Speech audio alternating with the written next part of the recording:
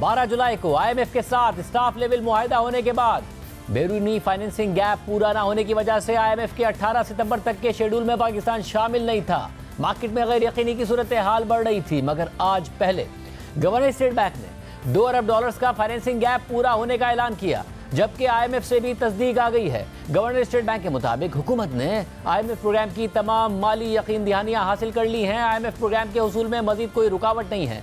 पाकिस्तान सितंबर 2024 में IMF इजलास में अपना मुकदमा पेश करेगा। वज़ीर-ए-आज़म शहबाज शरीफ ने भी काबीना इजलास में दोस्त ममालिक का शुक्रिया अदा किया था। वाशिंगटन में नुमाइंदा जियो न्यूज़ वाजिद अली सैयद के मुताबिक वाशिंगटन में IMF की डायरेक्टर कम्युनिकेशन जूली कोजैक ने प्रेस ब्रीफिंग दी, जिसमें उन्होंने बताया कि IMF बोर्ड की मीटिंग 25 सितंबर को तय हुई है। पाकिस्तान और IMF स्टाफ लेवल मुआहिदा जुलाई में तय पाया था। पाकिस्तान ने गुज़िश्ता बरस 9 माह का स्टैंड बाय प्रोग्राम कामयाबी से मुकम्मल किया। पाकिस्तान नए प्रोग्राम की शराइत पर अमल कर रहा है। पाकिस्तान के दोस्त ममालिक ने ज़रूरी फाइनेंसिंग के लिए मदद की, यानी IMF का एग्जीक्यूटिव बोर्ड 25 सितंबर की मीटिंग में पाकिस्तान के लिए $7 अरब के खुसूसी कर्ज प्रोग्राम की तौसीक करेगा। IMF के साथ मामला तय पाने से मुतालिक वज़ीर ख़जाना मोहम्मद औरंगज़ेब ने कहा कि अल्हम्दुलिल्लाह IMF के साथ तमाम मामला खुश असलूबी से तय पा गए हैं। रवा माह IMF के बोर्ड इजलास में इन मामला को हतमी शक्ल दे दी जाएगी। मईशत इस्तेहकाम के बाद तरक्की की जानिब गामजन है। शरह सूद में कमी से सरमायाकारी और कारोबारी सरगर्मियाँ बढ़ेंगी। मुआशी सरगर्मियाँ बढ़ने से रोजगार के मौके पैदा होंगे। महंगाई में मुसलसल कमी के रुझान से आम आदमी को रिलीफ मिलना शुरू हो गया है। वज़ीर आज़म की टीम, IMF की मुज़ाकराती टीम और मुतल्लिका इदारों के शुक्रगुजार हैं, क्योंकि हतमी मराहिल में इन सब ने कलीदी किरदार अदा किया है। जबकि आज वज़ीर आज़म ने भी काबीना इजलास में IMF के साथ मामला तय पाने का इशारा देते हुए दोस्त ममालिक का शुक्रिया अदा किया। IMF के हवाले से हमारे दोस्त ममालिक ने एक मरतबा फिर बरादर ममालिक, दोस्त ममालिक जिनके साथ हमारा चोरी दामन का साथ है, उन्होंने एक मरतबा फिर हमारी पूरी तरह हमारा साथ दिया है। They've come all the way। मैं तफसील में इस वक्त नहीं जा सकता, बस ये कहूँगा कि उन्होंने जो कुछ किया है बिल्कुल एक जो भाई भाई के लिए करता है और दोस्त दोस्त के लिए करता है। बरादर और दोस्त ममालिक ने पिछली मरतबा भी इस मरतबा फिर उन्होंने उसी तारीख को उन्होंने दोहराया है और पूरा साथ पाकिस्तान का दिया है। यकीनन ये मामलात इसी तरह नहीं चल सकते। हमें कर्ज़ों से जान छुड़ानी होगी, अपने पाँव पे खड़ा होना होगा। आप एक न्यूक्लियर ताकत हैं, हर रोज़ कर्ज़ों के लिए दरख्वास्तें करेंगे तो उसकी जो अहमियत है उसमें कमी वाक़या होती है। जबकि दूसरी तरफ स्टेट बैंक ने आज इस माली साल की दूसरी मॉनेटरी पॉलिसी कमेटी की मीटिंग में शरह सूद को 200 बेसिस पॉइंट्स कम कर दिया है, जिसके बाद अब नई शरह सूद 17.5% है और ये 22% की तारीखी सतह से मुसलसल तीसरी कमी है और गुज़िश्ता 20 माह में शरह सूद की कम तरीन सतह है, मगर फिर भी शरह सूद इंतहाई बुलंद है। गुज़िश्ता माह की 9.6% महंगाई से भी 8% ज़्यादा है, जबकि अप्रैल 2020 के बाद पहली मरतबा पॉलिसी रेट को 200 बेसिस पॉइंट्स कम किया गया है। स्टेट बैंक की जानिब से जारी किए गए मॉनेटरी पॉलिसी कमेटी के एलामिया के मुताबिक आज मीटिंग में मॉनेटरी पॉलिसी कमेटी ने पॉलिसी रेट 200 बेसिस पॉइंट्स कम करके इसे 17.5% करने का फैसला किया है। एलामिया के मुताबिक गुज़िश्ता 2 महीनों में हेडलाइन और कोर इन्फ्लेशन दोनों में कमी आई है। महंगाई में होने वाली ये कमी मॉनेटरी पॉलिसी कमेटी की तवक्कात से भी ज़्यादा है, जिसकी बड़ी वजह एनर्जी की कीमतों में प्लान किया गया इजाफा ना करना और आलमी मार्केट में तेल और खाने पीने की अशिया की कीमतों में कमी है। साथ ही मॉनेटरी पॉलिसी कमेटी ने इस हवाले से बेयकीनी को मद्देनजर भी रखा है, जिसके लिए जरूरी था मॉनेटरी पॉलिसी के हवाले से मोहतात अंदाज अपनाया जाए। एलामिया के मुताबिक कमेटी ने टाइट मॉनेटरी पॉलिसी की वजह से एक साल में महंगाई में कमी की अहमियत पर भी गौर किया। अगस्त में 3 सालों बाद महंगाई सिंगल डिजिट में आने के बाद से तवक्को की जा रही थी कि स्टेट बैंक पॉलिसी रेट में बड़ी कमी करेगा। यह भी तवक्को की जा रही है कि सितंबर में महंगाई में मजीद कमी आएगी। और दूसरी जानिब रवा माली साल के इब्तिदाई 2 माह में टैक्स टारगेट में 98 अरब रुपए के शॉर्टफॉल के बाद FBR ने टैक्स नादहिंदगान के खिलाफ सख्त इकदाम की दरख्वास्त कर दी है। टैक्स नादहिंदगान की मोबाइल फ़ोन सिम्स ब्लॉक करने के इकदाम की नाकामी के बाद FBR जो इकदाम करना चाहता है उनमें टैक्स नादहिंदगान के बैंक अकाउंट्स फ्रीज करना, उनके प्रॉपर्टी और गाड़ियों की खरीदारी पर पाबंदी और बिजली और गैस के कनेक्शन मुनक़ता करना शामिल है। इस हवाले से आज नुमाइंदा जंग और द न्यूज़ मेहताब हैदर की खबर सामने आई है। हमारे साथ मौजूद हैं खुद मेहताब हैदर साहब और मोहम्मद सुहेल साहब। आप दोनों का बहुत शुक्रिया। पहले मेहताब हैदर साहब बताइएगा कैसे ये कंफर्मेशन आई है, क्योंकि ज़ाहिर अनसर्टेनिटी थी, कहाँ से कंफर्मेशन आई, किस तरह फाइनेंसिंग गैप पूरा हुआ, रोल ओवर के हवाले से अलग अनसर्टेनिटी थी, $2 अरब के हवाले से गैप के हवाले से अलग अनसर्टेनिटी थी। जी बिस्मिल्लाहिर्रहमानिर्रहीम। देखिए, बुनियादी तौर पर बिल्कुल आप ठीक कह रहे हैं कि एक अनसर्टेनिटी का माहौल था और ये बड़ा ज़रूरी था कि IMF का जो 12 जुलाई को स्टाफ लेवल एग्रीमेंट हुआ था वो बोर्ड के पास जाए और वहाँ से उसकी अप्रूवल हो। उसके रास्ते में रोल ओवर्स जो है वो आपको पता है कि चाइना का था, सऊदी अरब का और UAE का। सऊदी अरब का $5 बिलियन का था, चाइना का जो है वो $4 बिलियन का था और $3 बिलियन UAE का था।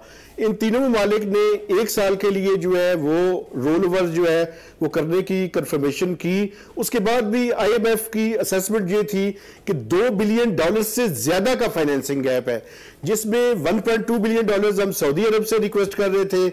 आपने देखा कि कल फाइनेंस मिनिस्टर की जो सऊदी एम्बेसडर्स हैं उनके साथ यहाँ पे मुलाकात हुई और उसके साथ साथ हमने ITFC से कुछ $400 बिलियन की रिक्वेस्ट की हुई थी। इसके साथ साथ स्टैंडर्ड चार्टर्ड बैंक से और कुछ गल्फ बेस्ड जो कमर्शियल बैंक्स हैं उनके साथ भी हम रिक्वेस्ट कर रहे थे कि वो कंफर्मेशन जो है वो हमें दें। लेकिन उसके अंदर एक कैवियट था और वो ये था कि हायर इंटरेस्ट रेट पे वो ऑफर कर रहे थे। तो अब उनकी तरफ से कंफर्मेशन आ गई है, रेट जो है वो जब ट्रांजैक्शंस होगी तो उस टाइम पता चलेगा। लेकिन ये कंफर्मेशन पूरी होने के बाद आज जो है वो फाइनेंस मिनिस्टर की तरफ से भी और IMF की तरफ से भी इसमें पेशरफ्त हुई है और उम्मीद ये है कि by end of this month तक 25 को ही प्रोबेबली IMF का बोर्ड जो है वो पाकिस्तान के केस को कंसिडर करेगा और अप्रूवल दे देगा। लेकिन दूसरी तरफ हमें फिस्कल साइड पे मेजर्स बिल्कुल लेने पड़ेंगे। उसमें कुछ टैक्स मैं जो टैक्स के हवाले से भी आप जो आपकी खबर है उस पर मैं बात करता हूँ। मगर मोहम्मद सुहेल साहब, आज पहले तो मार्केट तकरीबन 150 बेसिस पॉइंट तक की तवक्को कर रही थी कि शरह सूद में शायद कमी हो, कंसेंसस ऑलमोस्ट यही था, मगर ज़्यादा कमी की आज 2% की, यानी 200 बेसिस पॉइंट्स की कमी हुई। उसके बाद गवर्नर स्टेट बैंक ने एनालिस्ट ब्रीफिंग की जिसमें आप भी मौजूद थे और सबसे पहला इशारा कि पाकिस्तान ने फाइनेंसिंग गैप पूरा कर लिया IMF की कंडीशन मीट करने के लिए, वहीं से आया कि गवर्नर साहब ने बयान दिया है। क्या ये कन्विंस थे गवर्नर साहब कि ये हो गया है? क्या हुआ उधर और क्या इसी वजह से इतनी बड़ी कमी हुई? बिस्मिल्लाहिर्रहमानिर्रहीम। थैंक यू शाहिद भाई। आपने बिल्कुल सही फरमाया कि जो तवक्कुआत 150 बेसिस पॉइंट की थी और ये तवक्कुआत से ज़्यादा गिराने के मुझे लग रहा है कि 2 ही रीज़न थे। एक तो आपने अपने इब्तिदाई में भी बताया और मैं काफ़ी दिनों से कह रहा हूँ, काफ़ी हफ्तों से, कि जो महंगाई की शरह कम हो रही है वो तवक्कुआत से ज़्यादा तेज़ी से कम हो रही है, जो आज कमेटी ने भी रियलाइज़ किया कि उनकी भी तवक्कुआत से ज़्यादा इन्फ्लेशन कम बढ़ रहा है। और दूसरी जानिब लगता है कि सेंट्रल बैंक को या कमेटी को ये इतलात मिल गई थी कि जो फाइनेंसिंग की एश्योरेंस है वो IMF ने एक्सेप्ट कर ली है। तो अगर आपका एक्सटर्नल अकाउंट कंट्रोल में हो जाता है तो फिर महंगाई ऑटोमेटिकली कंट्रोल में आ जाती है। तो इसको भी मद्देनज़र रखते हुए जो मार्केट की तवक्कुआत से कम रिडक्शन की गई है, क्योंकि मार्केट को IMF की खबर जो है वो स्टेट बैंक गवर्नर साहब ने ही दी, जिन्होंने कहा कि जो अखबारी इतलात हैं अक्टूबर की वो सही नहीं है और वो समझते हैं कि ना सिर्फ पाकिस्तान का एश्योरेंस आ जाएगी बल्कि आगे अगले 1-2 साल में जो रीपेमेंट्स हैं वो भी आसानी हो जाएंगी। तो ये दोनों अवामिल थे जिसकी वजह से जो रेट कट है वो ज़्यादा हुआ है। और बताओ साहब, अब क्या FBR को या हुकूमत में ये अभी तक भी, हालांकि डेट आ गई, ये सारे मामलात हो गए क्योंकि 98 अरब रुपए का शॉर्टफॉल है, आपकी खबर है कि अब मजीद सख्त इकदाम होने जा रहे हैं पेनल्टीज की सूरत में भी? अब से पहले के इकदाम तो नाकाम हुए, अब क्या करने जा रहे हैं? देखिए, बुनियादी तौर पे इस टाइम जो FBR प्रपोज कर रहा है और ये प्रपोजल हुकूमत के सामने वो भिजवा रहे हैं, वो बुनियादी तौर पे ये है कि जो फाइलर्स और अंडर फाइलर्स हैं और नॉन फाइलर्स हैं उनके खिलाफ स्टर्न एक्शंस जो है वो लिया जाए, जिसमें डिस्कनेक्शन ऑफ यूटिलिटीज़, जिसमें बिजली, गैस और बाकी चीज़ें जो है, टेलीफोन जो है वो शामिल है। इसके अलावा जो फ्रीजिंग ऑफ अकाउंट्स कि जो नॉन फाइलर है या अंडर फाइलर जो है उसके बैंक अकाउंट्स या तो सस्पेंड कर दिए जाएं या फ्रीज कर दिए जाएं और उनके ऊपर बैन कर दिया जाए कि वो प्रॉपर्टी या कोई किसी किस्म की गाड़ी जो है वो नहीं खरीद सकेंगे।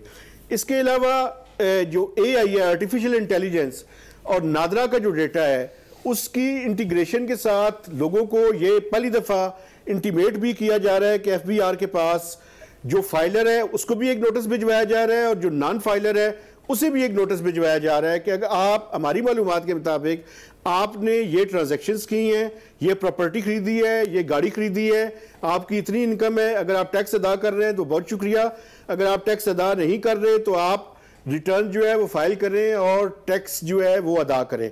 और अगर कोई अंडर फाइलर है तो उसको भी इसी तरह का नोटिस भिजवाया जा रहा है कि हमारे एस्टिमेट्स एफबीआर के ये है कि ये इतनी आपकी इनकम है तो आप पूरा टैक्स जो है वो अदा करें। तो इस तरह के एक्शंस हैं। इसके अलावा कुछ रेवेन्यू मेजर्स भी अंडर कंसिडरेशन है कि जिसमें फॉर इंस्टेंस उनके ऊपर भी शायद एफबीआर जो है और हुकूमत ये करे कि या तो प्रेसिडेंशियल ऑर्डिनेंस आएगा या जो है वो मनी बिल की सूरत में पार्लियामेंट के सामने ये सारी प्रपोजल्स जो है वो रखी जाएंगी। और मोहम्मद सईद साहब, जरा एक तरफ था कंसेंसस कि तकरीबन 1.5% की कमी आए शरह सूद में, मगर दूसरी तरफ थी कुछ डिमांड्स कि जी बड़ी कमी करें, 300 बेसिस पॉइंट्स करें और फिर तेज़ी से अब कम करें, क्योंकि अगर इन्फ्लेशन बहुत तेज़ी से कम हो रही है, 9.6% थी, अब एक्सपेक्टेशन है शायद 8% से भी कम सितंबर में हो जाए। इंटरनेशनली ऑयल प्राइसेस भी नीचे आई हैं। आपको लगता है कि ज़्यादा तेज़ी से ये मामला होना चाहिए क्योंकि हुकूमत की अपनी इंटरेस्ट कॉस्ट बहुत ज़्यादा है, या अगर कॉशियस है स्टेट बैंक जो अपनी मॉनेटरी पॉलिसी स्टेटमेंट में भी कह रहा है कि हम अभी भी कॉशियस हैं, वो ठीक है? नहीं, मेरे ख्याल में तो ये सेंसिबल डिसीजन है, बहुत ज़्यादा कट नहीं करना चाहिए। मैं आपको बताऊं, देखें शाहजेब भाई, ये बहुत बड़ी अचीवमेंट है। 38% का इन्फ्लेशन जो है वो विद इन अ ईयर 7-8%, 9% आ गया है। सेंट्रल बैंक को इसका क्रेडिट जाता है। बहुत तनकीद हुई, डिमांड डिस्ट्रक्शन हुई, जीडीपी ग्रोथ कम हुई, मगर सेंट्रल बैंक का ऑब्जेक्टिव ही होता है महंगाई को कंट्रोल करना। और लोग पहले हंसते थे कि जो सेंट्रल बैंक का 7% का टारगेट है, अगले साल के एंड में वो कैसे अचीव होगा, तो मुझे तो लगता है वो अगले 2-3 माह में भी अचीव हो सकता है। तो मेरे ख्याल में ये रियल इंटरेस्ट रेट अभी भी बहुत ज़्यादा है, मगर सेंट्रल बैंक गवर्नर ने आज बड़े कॉन्फिडेंस के साथ बताया कि हमने पाकिस्तान में बूम एंड बर्स्ट साइकिल देखा है, और अगर बहुत तेज़ी से इंटरेस्ट रेट को कम किया गया तो फिर डिमांड बढ़ जाएगी, फिर आपके रिजर्व ख़त्म हो जाएंगे और फिर पाकिस्तान डिफॉल्ट के करीब पहुंच जाएगा। तो मेरे ख्याल से ये एक सेंसिबल डिसीजन है, और ये 2 से 3% का minimum real interest rate positive रहना चाहिए, जो पाकिस्तान के एक्सटर्नल अकाउंट के हालात हैं उसको देखते हुए।